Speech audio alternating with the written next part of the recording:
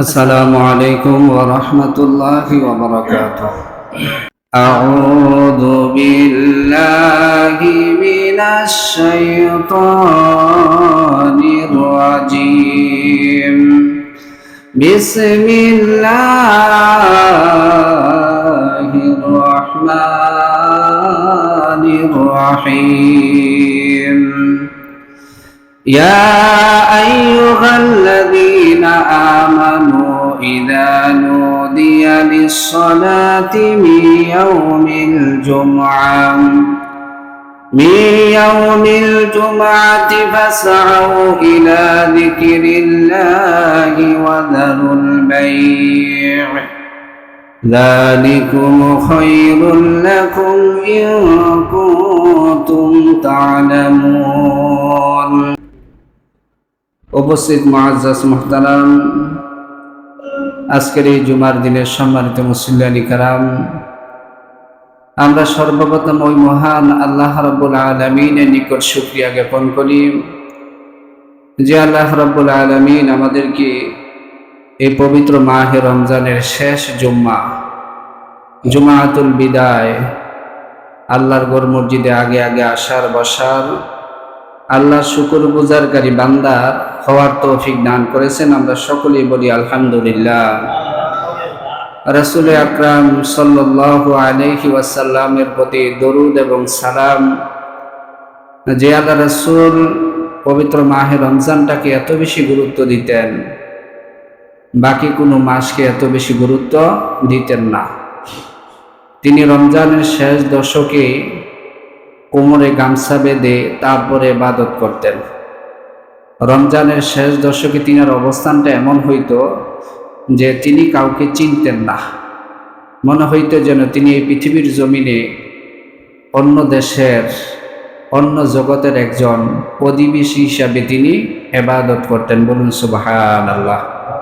ওই রাসূলের প্রতি আমরা দুরূদ প্রেরণ করি। আমরা সকলে বলি সাল্লাল্লাহু আলাইহি ওয়াসাল্লাম।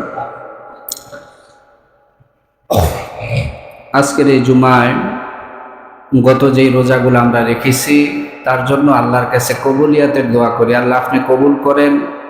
যেই রোজাগুলা রয়েছে ওই রোজাগুলা শারীরিক সুস্থতার মাধ্যমে আল্লাহ তাআলা রাখার তৌফিক দান করেন, এবং পবিত্র মাহে রমজানের যত কল্যাণ আছে আল্লাহ সমস্ত কল্যাণ আমাদেরকে নসিব করেন। আমরা সকলে বলি আমিন। সম্মানিত মুসল্লি ভাইয়েরা, আজকের জুম্মা আমরা সকলেই জানি মাহে রমজানের চতুর্থ এবং শেষ জুম্মা। শেষ জুম্মাকে কোরআন এবং সুন্নায় কোথাও এই পরিভাষাটা নাই যে জুমাতুল বিদা। পরবর্তী সময়ে সালাফরা এই শব্দটা তিনারা এই নামে এই জুম্মাটাকে ডাকতেন যে জুমাতুল বিদা মানে হচ্ছে শেষ জুম্মা, বিদায়ী জুমা। যেহেতু পবিত্র মাহে রমজানের শেষ জুম্মা এটা, এই যে জুমাতুল বিদা তার কোনো আলাদা কোনো গুরুত্ব আছে কিনা কোরআন এবং সুন্নায়? কোরআন এবং সুন্নায় এই জুমাতুল বিদাকে এক্সট্রা কোনো গুরুত্ব দিছে কিনা, এটা কোরআন এবং সুন্নায় আছে কিনা? উত্তর হচ্ছে যে না। এই বিষয়ে যেহেতু এই নামটাই কোরআন এবং সুন্নায় নাই, এই জন্য তার আলাদা কোনো গুরুত্ব কোরআন এবং হাদিসে কোথাও বর্ণনা পাওয়া যায় না। তাহলে আমাদের সালাফরা কেন এটাকে জুমাতুল বিদা হিসাবে উল্লেখ করলেন? এটা কি তিনারা মন গড়া করেছেন? উত্তর হচ্ছে যে না, তিনারা এটাকে কিয়াস করেছেন। কিভাবে?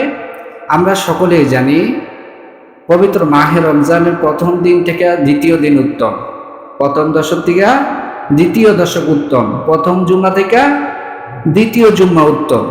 এভাবে এটা যেহেতু সর্বশেষ জুম্মা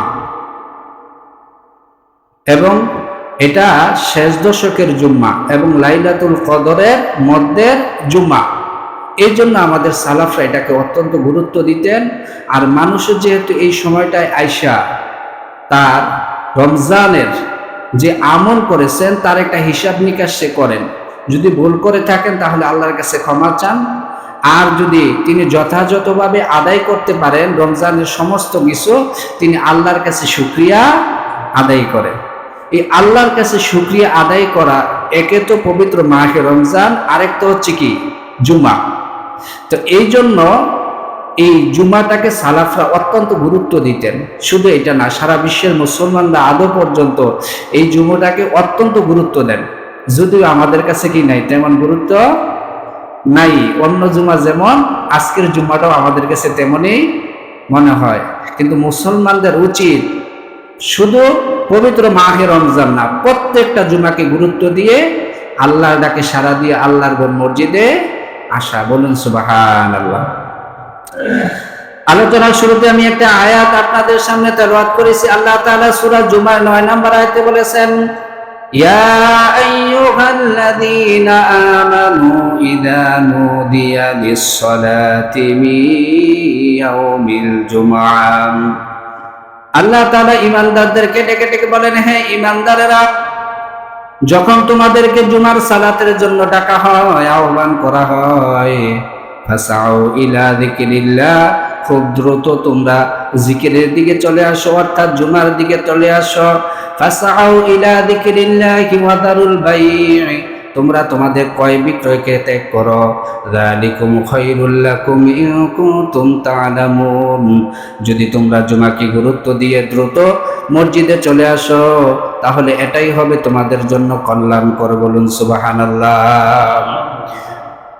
যখন জুমার আজান দিত, শুধু তাই নয়, 5 ওয়াক্ত আজান যখন দিত, সাহাবায়ে কেরামদের আমল ছিল, তারা কাঠ কাটতেছে, যখন কুড়ালটা কাঠ কাটার জন্য মাথার উপরে তুলতেন, যখন তাদের কানের মধ্যে আজানের ধ্বনি আসতো, তারা ওই কুড়ালটাকে আর কাঠের কাছে নিতেন না, কুড়ালটাকে পিছনের দিকে ফালাইয়া ফাসাউ ইলা যিকিরিল্লাহ, আল্লাহর জিকিরের দিকে তারা দ্রুত দৌড়ে চলে আসতো, অর্থাৎ নামাজ আদায় করার জন্য মসজিদে চলে আসতো। বলুন সুবহানাল্লাহ।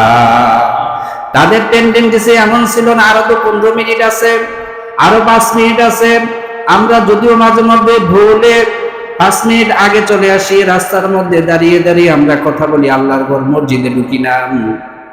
ভাই মনে রাখবেন, মসজিদে একটা মুহূর্ত ব্যয় করা সমস্ত পৃথিবীর যা কিছু আছে সব কিছু ব্যয় করার চেয়ে উত্তম হবে। বলুন সুবহানাল্লাহ। একটা মুহূর্ত আপনি মসজিদে কাটাইলেন, আপনি গোটা জিন্দেগি বাহিরে কাটাইলেন, তার যতটুকু গুরুত্ব তার চেয়ে বেশি গুরুত্ব কি মসজিদের মধ্যে অবস্থান করা। বলুন না সুবহানাল্লাহ। এই যে আমাদের এতেকাফকারীরা এতেকাফ করতেছে, এটা কি রাসূলের কথা এতেকাফ করা? আল্লাহর কথা। কার কথা? আল্লাহর কথা। আল্লাহ তাআলা বলেছেন, ওয়া আনতুম আকিফুনা ফিল মাসাজিদ, তোমরা মসজিদ সমূহের মধ্যে অবস্থান করো, অর্থাৎ এতেকাফ করো। আল্লাহ রাসূল সাল্লাল্লাহু আলাইহি ওয়াসাল্লাম শুআবুল ঈমানের মধ্যে বলেছেন, মান ইতাকাফা আশরান ফি রমাদান, যে ব্যক্তি রমজানের শেষ 10 দিন ইতিকাফ করল, কানা কা হাজ্জাতাইনি ওয়াল উমরাতাইন, আল্লাহ তাআলা তার আমলনামায় 2টা হজ এবং 2টা উমরার সওয়াব দান করবে। বলুন সুবহানাল্লাহ। শুধু তাই নয়, আল্লাহ রাসূল আরেকটা হাদিসের মধ্যে বলেছেন, কোন ব্যক্তি যদি একদিন আল্লাহর রাস্তায় ইতিকাফ করে, ফি সাবিলিল্লাহ বলা হয়েছে আল্লাহর রাস্তায়, আল্লাহর সন্তুষ্টির জন্য যদি একদিন ইতিকাফ করেন, আল্লাহ রাসূল সাল্লাল্লাহু আলাইহি ওয়াসাল্লাম বলেছেন, তার মাঝে আর জাহান্নামের মাঝে এত দূরত্ব তৈরি করে দেন, সালাসাতা খানাদিকা, 3 খন্দক পরিমাণ দূরত্ব তৈরি করে দেন। এক খন্দকের ব্যাখ্যা করেছেন এভাবে, এক খন্দকের দূরত্ব হচ্ছে আকাশ এবং জমিনের মাঝে যতটুকু দূরত্ব, আল্লাহ তাআলা এরকম 3 আসমান এবং 3 জমিনের দূরত্ব তৈরি করে দেন তার এবং জাহান্নামের মাঝে। বলুন সুবহানাল্লাহ। তাহলে এই যে ইতিকাফের গুরুত্ব, 24টা ঘন্টা আল্লাহর জিম্মায় থাকা কত কষ্ট। আমরা তো নামাজের যতটুকু সময় অতটুকু থাকি না, কতটুকু কষ্ট মনে হয় না? 24টা ঘন্টা একটা জায়গায় থাকা, অতিরিক্ত কথা বলা যাবে না, সব সময় আল্লাহর ইবাদত বন্দেগী নিয়ে থাকা অনেক কষ্ট। এই জন্য তার পুরস্কারটাও কি বেশি। বলুন সুবহানাল্লাহ। একজন রোজাদার রোজা রাখলে তার প্রতিদান স্বয়ং আল্লাহ দিবেন, ঠিক না?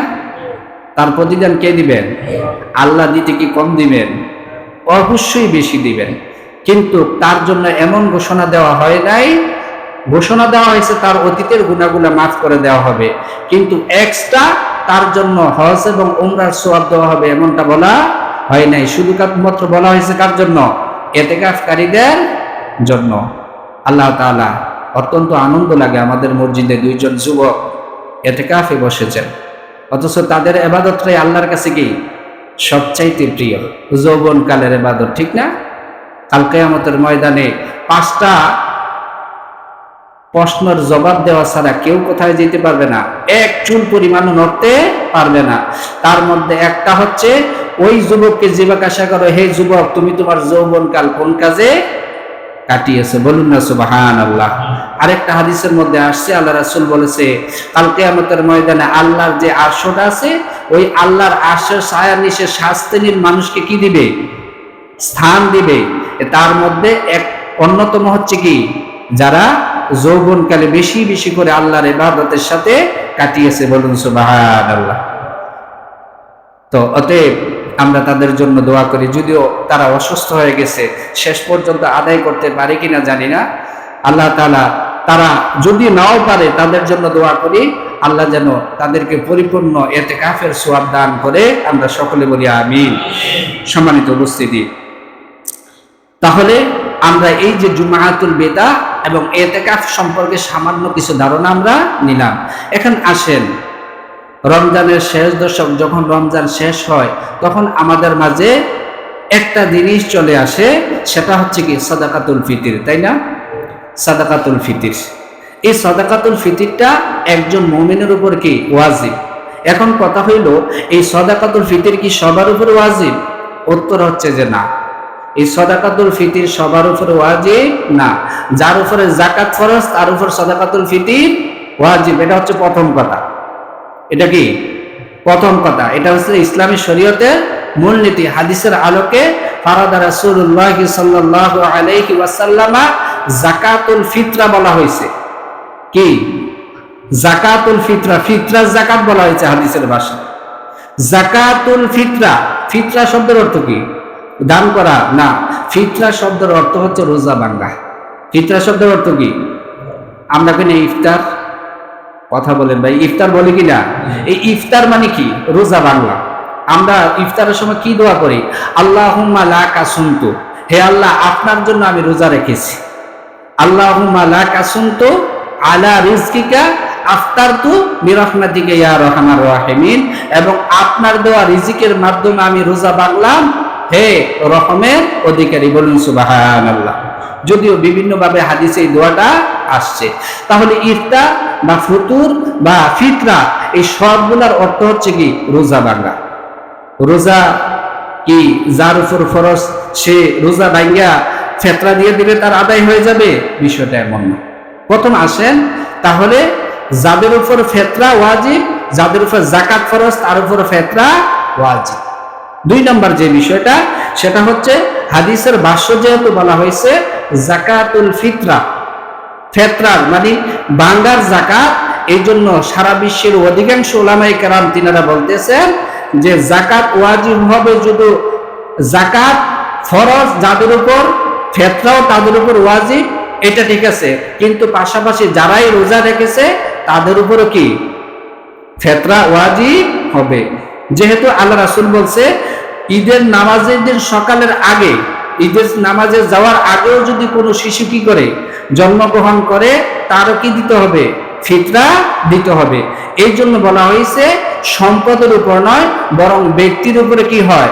ফিতরাটা ওয়াজিব হয়। এই জন্য ধনী গরিব যা আছে সকলের উপরে ফিতরা ওয়াজিব। কথা বুঝে আসছে? সকলে বলেন কথা ঠিক আছে? বুঝতে না?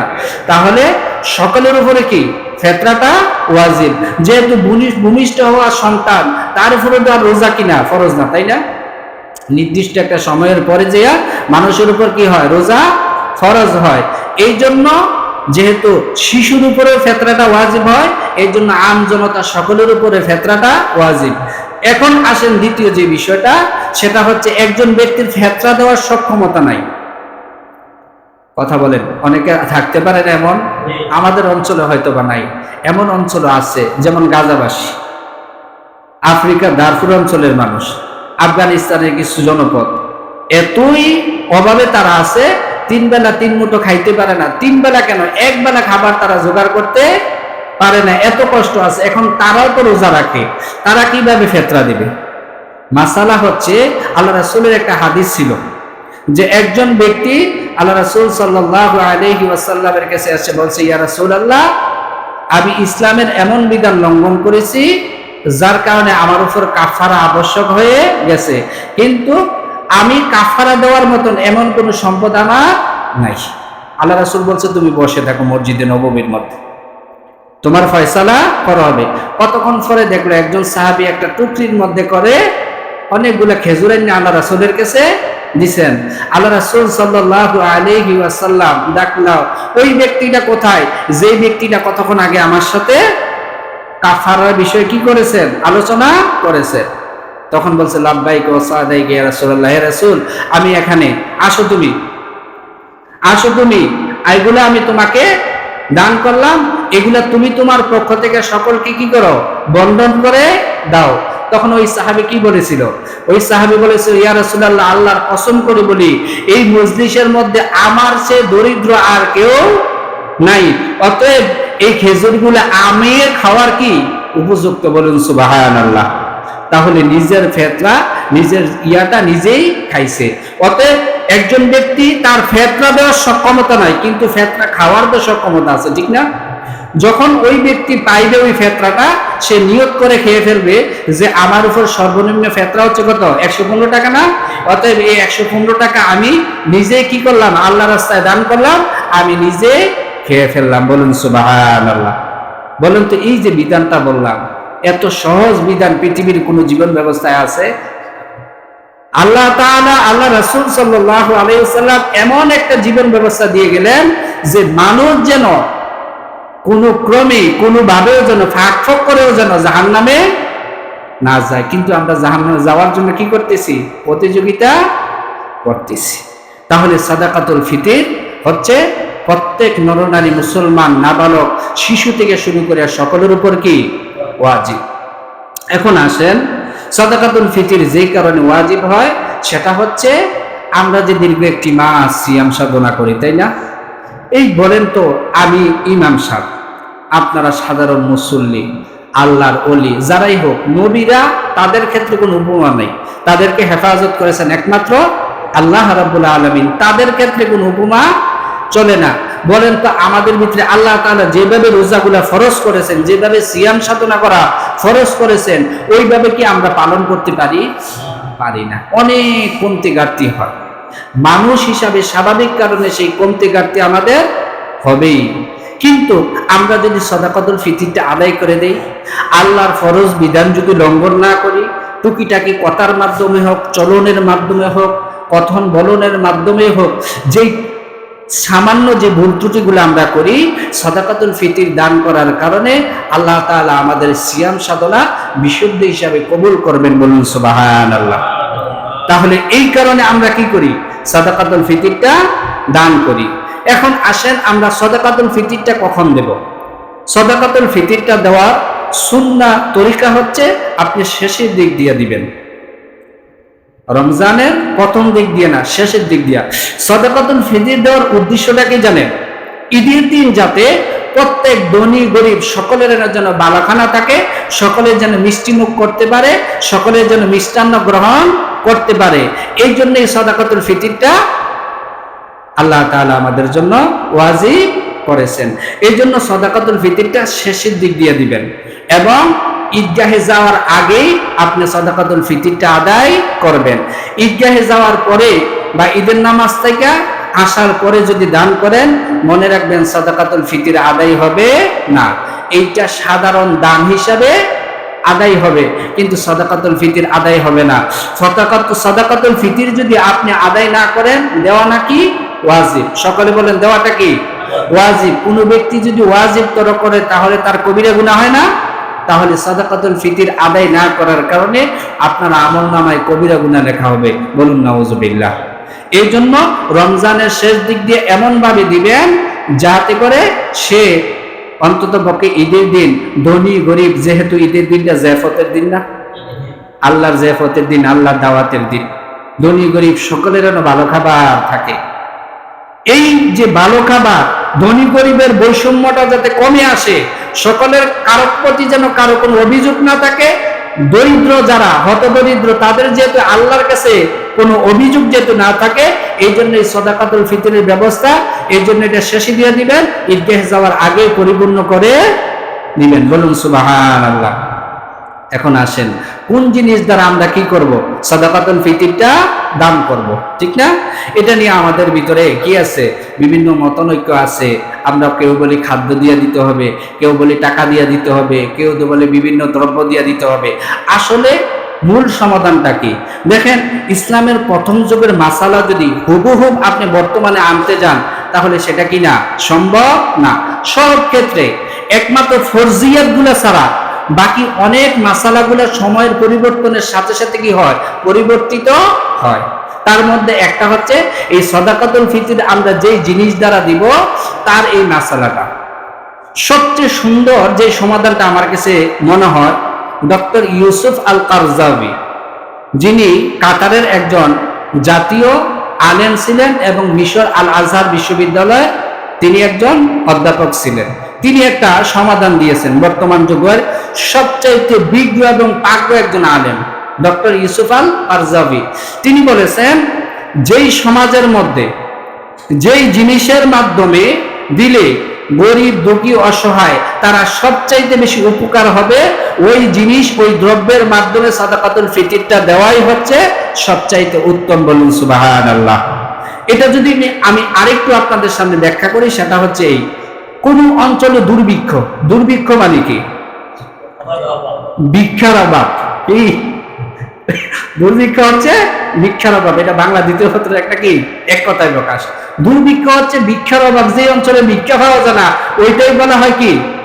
দুর্ভিক্ষ। ওই পরিবেশটাকে বলা হয় দুর্ভিক্ষ। তাহলে যেই অঞ্চলে ভিক্ষা নাই, বলেন ওই অঞ্চলে খাবার থাকবে না। যেই অঞ্চলে দুর্ভিক্ষ বলতে এখন আমরা আধুনিক সমাজে যেটা বুঝি সেটা হচ্ছে খাবারের অভাব, ভিক্ষার অভাব না। দেখেন, গ্রামারের রোলস কি হয়ে যায়? পরিবর্তন হয়ে যায়। তাহলে যেই অঞ্চলে খাবারের অভাব ওই অঞ্চলটাকে বলা হয় দুর্ভিক্ষ। যেমন গাজাবাসী। সারা পৃথিবীতে কি খাবারের অভাব? না। মনে রাখবেন, যেই অঞ্চলে দুর্ভিক্ষ হয় ওই অঞ্চলে আল্লাহ দুর্ভিক্ষ ফেলছে, বিষয়টা এমন না। পৃথিবীবাসী কি করেছেন? এই দুর্ভিক্ষটা সৃষ্টি করেছেন। আল্লাহ সূরা রুমের মধ্যে বলেছেন, যাহারাল ফাসাদু ফিল বাররি ওয়াল বাহরি বিমা কাসাবাত আইদিন নাস। হে দুনিয়াবাসী, তোমরা জেনে রাখো, জলে স্থলে যত বিপর্যয় দেখবা, এটা আমি আল্লাহ যেহেতু তোমাদের অমঙ্গল চাই না, আমি তোমাদের উপর চাপাইয়া দেই না, বরং তোমরা নিজে হাতে টাইনা আনো। এই জন্য কি হয়? তোমাদের উপর বিপদ আপতিত হয়। গাজাবাসীর আজকে কি দুর্ভিক্ষ। তাহলে তাদেরকে কি টাকা দিলে, দ্রব্য থাকলে না টাকা দিলে কিন্তু, ঠিক না ভাই? টাকার ভ্যালুটা কখন? যখন দ্রব্য থাকবে। যেহেতু তাদের কাছে দ্রব্য নাই, অতএব তাদেরকে টাকার মাধ্যমে সাদাকাতুল ফিতর দেওয়া যাবে না, তাদেরকে খাবারের মাধ্যমে দিতে হবে। কথা বুঝছেন আপনারা? তাহলে যেই অঞ্চলে যেই জিনিসটার প্রয়োজন, যেমন আমাদের অঞ্চলে খাবারের তেমন কোনো প্রয়োজন নেই, তেমন কোনো কি নেই, অভাব নাই। আমাদের অঞ্চলে আপনি যেমন মুদ্রা, টাকার মাধ্যমে কি দেওয়া হয়? সাদাকাতুল ফিতর দেওয়া হয়। যেহেতু আমাদের গাজাবাসীদের চাওয়া হচ্ছে, সেটা হ্যান হোক, যাও হোক, যাই হোক, কয়টা খাইতে পারলে সারে। এখানে বাজাফর হইতে হইব, তেল হইতে হইব, হ্যাঁ, পেঁয়াজ হইতে হইব, আলুর সব হইতে হইব, বোট হইতে হইব, হ্যাঁ, তরমুজ হইতে হইব। তারা কি এত কিছু চায়? শুধু কুদুর খাইয়া জীবন যাপন করতে চায়। কিন্তু আমাদের এলাকার দরিদ্র মানুষগুলা কি শুধু খাইতে চায় না, তারা অনেক কিছু চায়। এই জন্য আমাদের অঞ্চলের উচিত হচ্ছে টাকার মাধ্যমে কি দেওয়া? সাদাকাতুল ফিতর দেওয়া। কিন্তু কষ্ট লাগে মাঝে মধ্যে যে কিছু কিছু ভাইয়েরা তর্ক করে এই বিষয়টা নিয়ে, যে না, ইসলামের প্রথম যুগে যেহেতু জব, খেজুর, কিশমিশ, তারপর হচ্ছে গম, চাল, এগুলোর মাধ্যমে কি দেওয়া হয়েছে? সাদাকাতুল ফিতর দেওয়া হয়েছে। অতএব এখানে এগুলোর মাধ্যমে কি করতে হবে? সাদাকাতুল ফিতর দিতে হবে। তারা পরিবেশ পরিস্থিতিটা বোঝে না। তো এই জন্য আমি বলি, যেমন ইসলামের প্রথম যুগে কি ছিল? দুর্ভিক্ষ ছিল না, মানুষ খাইতে পেয়েছে। রাসূল পেটে পাথর বাঁধে নাই, দিনের পর দিন গেছে, চুলার ভিতরে আগুন জ্বলছে, জ্বলে নাই। যার কারণে আল্লাহ রাসূল তখন বলছে যে তোমরা কি দাও? খাবারের মাধ্যমে সাদাকাতুল ফিতরটা আদায় করো। আর জাকাতটা তোমরা টাকার মাধ্যমে দাও। জাকাতটা কেন টাকার মাধ্যমে দিতে বলছে? যেহেতু জাকাতটা ফরজ না কার উপরে? ধনী ব্যক্তিদের উপর, টাকার উপরে, সম্পদের উপরে, ঠিক না? জাকাত বলছে তুমি ঠিক আছে, তোমার যদি সম্পদ থাকে, তোমার গোলার ভিতরে দান আছে, দান বেচে টাকাকে মুদ্রায় ডাইভার্ট করে তোমরা তাদেরকে কি দাও? জাকাত দাও। কিন্তু সাদাকাতুল ফিতরটা বলছে তোমরা কি করো? যেহেতু এটা গরিব অসহায়দের জন্য, তোমরা তাদেরকে কি করো? বিভিন্ন খাদ্য সামগ্রীর মাধ্যমে ফিতরাটা আদায় করো। এই হচ্ছে মোলামতি, যেই জিনিসের মাধ্যমে কি দেওয়া যাবে? সাদাকাতুল ফিতর দেওয়া যাবে। এখানে কোনো বিতর্ক নাই। আমরা যদি সুন্দরভাবে চিন্তা করি তাহলে বাস্তবতাটা ভাই আমাদের সামনে একদম আয়নার মতন পরিষ্কার হয়ে যায়। বলুন সুবহানাল্লাহ। সম্মানিত উপস্থিতি, গেল সাদাকাতুল ফিতর। এখন আসেন, আমরা যদি 29 তারিখে রমজান শেষ হয় তাহলে আমরা বুধবারে ঈদ করবো, তাই না? আর যদি 30 তারিখে হয় তাহলে বৃহস্পতিবারে। যেহেতু গত মাস 29 গেছে, সম্ভবত আশা করছি, আল্লাহর কাছে প্রত্যাশা করছি এই মাসটা 30 যাবে, বাকিটা আল্লাহর ইচ্ছা। একদিন বেশি পাইলাম, তাই না? না, একবারে শান্তুল্লাহ লাগবেন। আল্লাহর কাছে দোয়া করি ভাই, একটা রমজান আল্লাহ সামনে বাঁচলেন, এই মহান নিয়ামতটা আমরা পাইতাম। এটা আমাদের আবেগ ভাই, এটা আমাদের অনুভূতি, এটা আমাদের প্রত্যাশা, এটা আমাদের চাওয়া আল্লাহর কাছে। একটা মুহূর্ত একজন মুমিনের জন্য যে কত বড় কল্যাণ। একজন মুমিন যদি হৃদয়াঙ্গম করে, অবশ্যই তার সামনে অন্তর্দৃষ্টির মাধ্যমে হলো তার সামনে ফুটে উঠবে। বলুন সুবহানাল্লাহ। তাহলে এই যে আমরা ঈদুল ফিতর উদযাপন করব, আমরা আসুন এখন কিছু ঈদুল ফিতরের সুন্নাহ আমরা জানবো। যদি আমরা বিভিন্ন সময়ে জেনে আসছি, তারপরে আপনাদেরকে স্মরণ করিয়ে দেই, কারণ আবেগ জানলে এটা কি থাকে? মাথার ভিতরে থাকে। কারণ আমরা বিভিন্ন তথ্যগুলা বিভিন্ন কাজ করতে করতে আমাদের ভিতর থেকে এই তথ্যগুলা হারিয়ে যায়, যার কারণে প্রতি বছর শুধু আলোচনা না, স্মরণ করিয়ে দেয় এটা ওয়াজিব। যখন যেই সময় যেই ইবাদতরা মুসলমানদের সামনে চলে আসে, তখন ওই ইবাদত সম্পর্কে ইলম অর্জন করা এবং তার সম্পর্কে জানা তার উপর ওয়াজিব হয়ে যায়, ঠিক না ভাই? প্রথম জুম্মায় কি ঈদুল ফিতর নিয়ে কথা হয়েছে? না।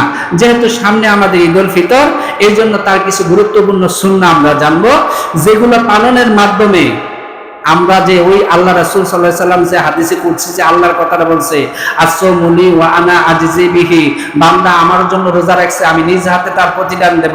প্রতিদানটা কোথায় দিবে? ঈদগাহর ময়দানে। কোথায় দিবে? ঈদগাহর ময়দানে দিবে। তো যাওয়ার আগে কিছু কাজ যদি রাসূলের সুন্নাহ যদি অনুসরণ করি, তাহলে প্রতিদানটা পরিপূর্ণ আমরা পাবো। প্রথম যে সুন্নাহটা ঈদুল ফিতরের দিন, সেটা হচ্ছে দিনের 8টার সময় ঘুম থেকে ওঠা, ঠিক না? বহির্বিশ্ব দেখবেন ফজরের পর তারা কি করে? ঈদের নামাজ পড়ে, তাই না? যদিও এটা কতটুকু শরীয়ত সম্মত তারাই বলতে পারবে, কিন্তু ঈদের নামাজটা পড়ার মূল দেমাগটা হচ্ছে যখন সূর্যের আলোটা একটু উষ্ণ হবে। কিন্তু এই সুযোগে আমরা কি করি জানেন? তারা ওই জিনিসটা আদায় করার কারণে প্রত্যেক নরনারী সকলে ফজরের আগে ওঠে, সকলে জামাতের সাথে কি করে? ফজরের নামাজটা পড়ে। আর আমরা যেহেতু সময় দেই 9টা, জামাত হয় 10টা। না ভাই, এটা কিন্তু সুন্নাহ না, এত দেরিতে যাওয়াটা উচিত না। তাহলে ঈদের যে একটা মেজাজ ওইটা থাকে না। কারণ আমরা জানি পরিবেশের সাথে, ওয়েদারের সাথে মানুষের মেজাজের কি হয়? পরিবর্তন হয়। সকালবেলা আপনার মন মানসিকতাটা যেমন থাকে, দুপুরবেলা কি এরকম থাকে? কারণ রোদের উষ্ণতায় আপনার মেজাজটাও কি হয়ে যায়? ঈদ মানে খুশি, ঈদ মানে আনন্দ। তখন আপনি গেছেন ঈদগাহের ময়দানে, ঈদের তাপে কি খুতবা শুনবেন আর কি আনন্দ প্রকাশ করবেন।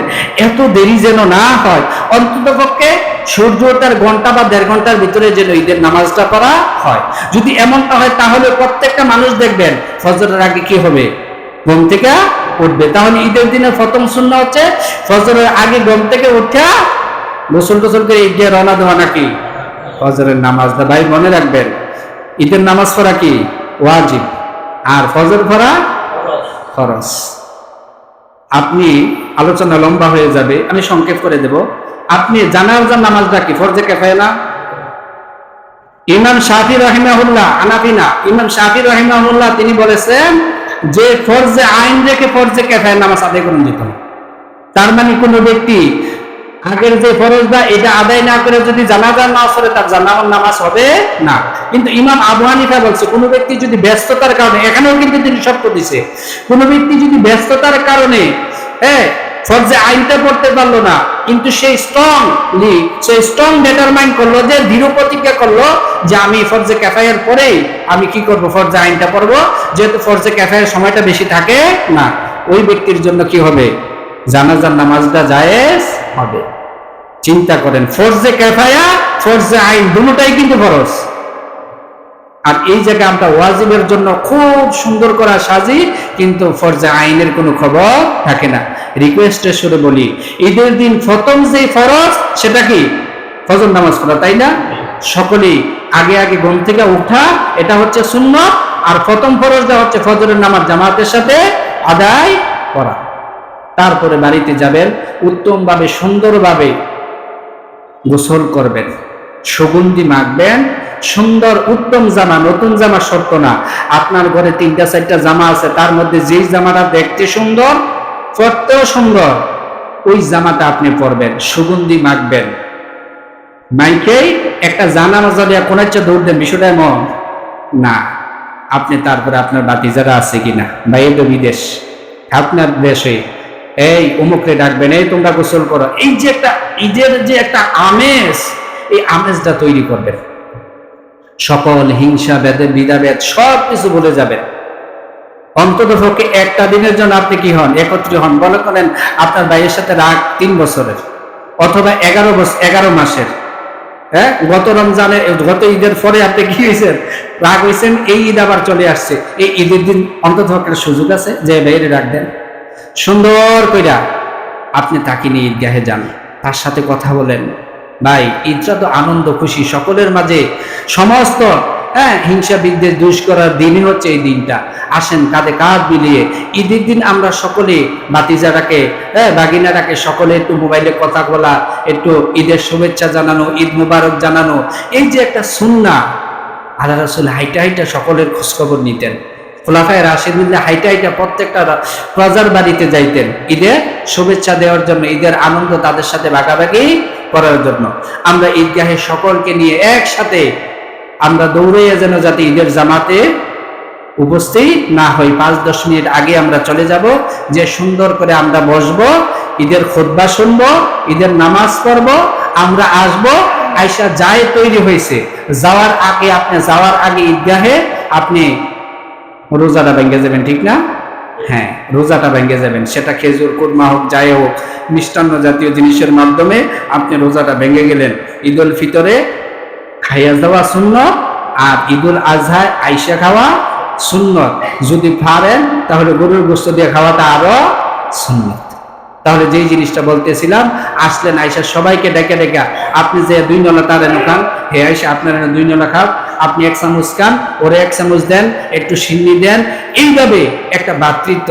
দেখেন এই জিনিসগুলো নাই দেখে আগের মতো মজা কিন্তু এখন নাই ঈদের ভিতরে। আমরা ঈদগাহে ময়দানে যাই, আসি, আইসা কি করি, এই যে একটা মোবাইল লইয়া বই, আবার কি করি, এই টিভি একটা সাইডে বই, নাইলে বড় একটা ডেস্ক সেট বাজাইয়া এই যে খোদার গজব শুরু করি। 1 মাসে যাই কিছু সোয়াব কামাই করছিলাম, ডেস্ক সেটের বাড়িয়ে সব শেষ। সর্বশেষ যে কথাটা বলতে চাই, আজকে জুম্মায় রমজান চলে যাবে, আবার রমজান আসবে, আসলে পাইলামটা কি, ঠিক না? একটু ক্যালকুলেশন করার দরকার আছে না? পবিত্র মাহে রমজান যেই জিনিসের জন্য আসলো, সেটা হচ্ছে আমাদেরকে তাকওয়া শিক্ষা দেওয়ার জন্য, মুত্তাকি ফরেজগার বাড়ানোর জন্য, ঠিক না?